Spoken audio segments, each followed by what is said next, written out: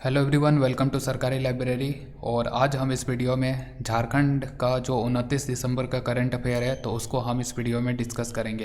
तो चलिए शुरू करते हैं। सबसे पहला सवाल है, जो झारखंड की राजधानी रांची है तो वहीं पे एचईसी कंपनी है और एचईसी कंपनी का बहुत बड़ा इलाका में जो है उसका एरिया है। ठीक है, तो उसका जो अपना खाली ज़मीन पड़ा हुआ है तो उस पर लोग जो है अनाधिकार रूप से कब्जा कर लेते हैं। और अनाधिकार रूप से कब्जा करने के कारण ही जो एचईसी प्रबंधन है तो वो चाहती है कि लोग उस पर ज़बरदस्ती कब्जा ना करें। तो इसी के लिए वो जो है जितना एरिया है तो उसको किसी न किसी रूप में वो अपने कब्जे में रखना चाहता है एचईसी प्रबंधन। और इसी के कारण एचईसी प्रबंधन ने ये डिसाइड किया है कि वहाँ पे जो है एक वॉलीबॉल मैदान का निर्माण किया जाएगा। तो आपको बताना है कि जो ये एचईसी प्रबंधन है जिसके द्वारा इसका जो परिसर है, इसका जो अपना इलाका है तो वहाँ पे जो वॉलीबॉल मैदान का निर्माण किया जा रहा है उसका नाम क्या होगा। तो ये होगा नारायण वॉलीबॉल मैदान। तो एग्जाम में पूछ लिया जाए कि नारायण वॉलीबॉल मैदान जो है तो ये कौन सा डिस्ट्रिक्ट में है, तो रांची में है। किसके द्वारा इसका स्थापना किया जा रहा है? एचईसी के द्वारा।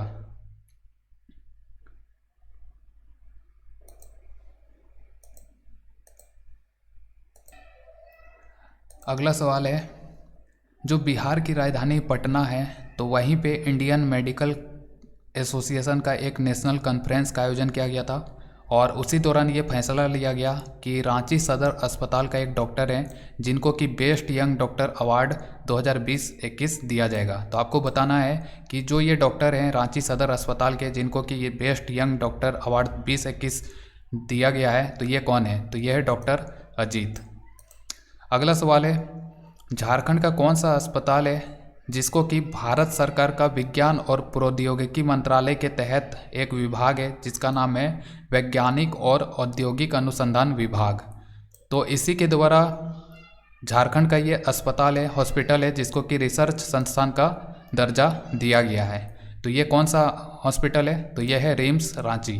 ठीक है, तो याद रखिए कि झारखंड का जो रिम्स रांची है तो उसी अस्पताल को रिसर्च संस्थान का दर्जा दिया गया है वैज्ञानिक और औद्योगिक अनुसंधान विभाग के द्वारा, यानी कि department of scientific and industrial research. तो इसी के द्वारा इसको ये रिसर्च संस्थान का दर्जा दिया गया है। तो एग्जाम में पूछ लिया जाएगा कि कौन सा झारखंड का अस्पताल है जिसको कि department of scientific and industrial research के द्वारा रिसर्च संस्थान का दर्जा दिया गया है। तो ये रिम्स रांची होगा।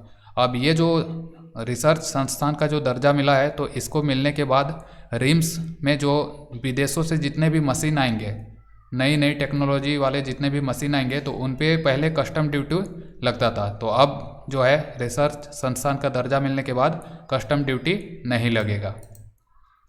अगला सवाल है, अभी हाल ही में एक बुक लिखा गया है झारखंड की साझी संस्कृति डोमिसाइल आंदोलन पर लिखित पुस्तक है। तो उस पुस्तक के लेखक कौन है? बुक का नाम जो है अभी तक मुझे मिला नहीं, मैंने बहुत सर्च किया नेट पे भी और न्यूज़पेपर में भी नहीं था। बस यही था कि साझी संस्कृति डोमिसाइल आंदोलन पे एक बुक लिखा गया है और उसका लेखक का नाम बस मेंशन था। तो याद रखिए कि डॉक्टर आरती साहू जो है इसके लेखक है, लेकिन बुक का नाम अभी तक मुझे भी नहीं मिला है।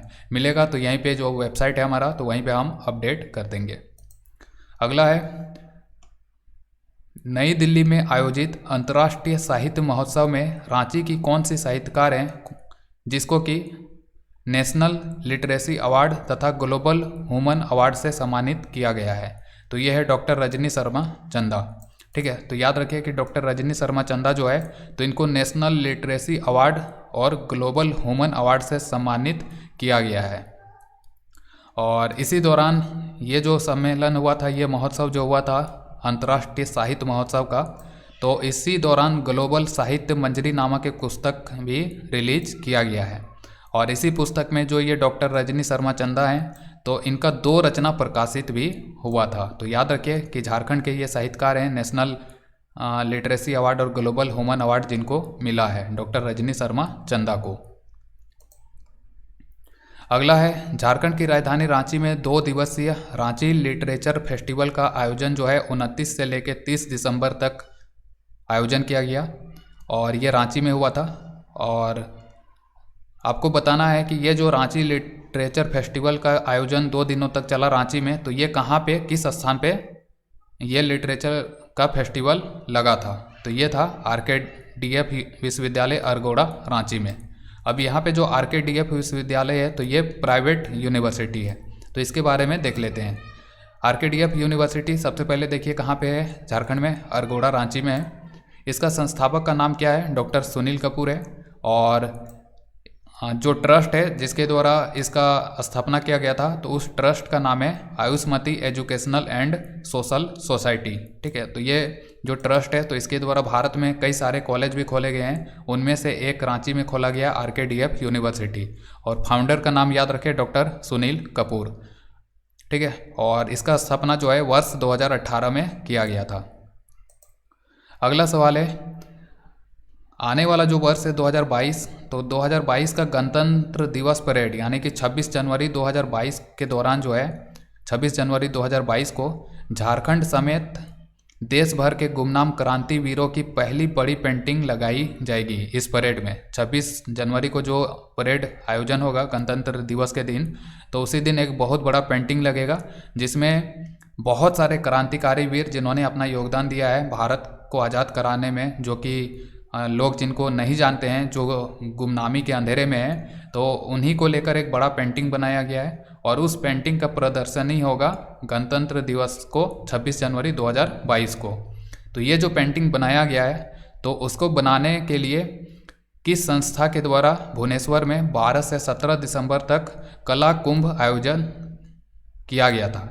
तो ये एक आयोजन हुआ था मतलब कि इस पेंटिंग को बनाने में, और ये जो आयोजन था तो उसको कला कुंभ नाम दिया गया था। तो ये किसके द्वारा आयोजित किया गया था, तो ये था Kalinga institute of information technology Bhubaneswar. ठीक है, तो याद रखिए कि Kalinga institute of Bhubaneswar, Kalinga institute of information technology Bhubaneswar जो है तो उसी के द्वारा ये बड़ा सा पेंटिंग कला कुंभ प्रदर्शनी के दौरान बनाया गया था।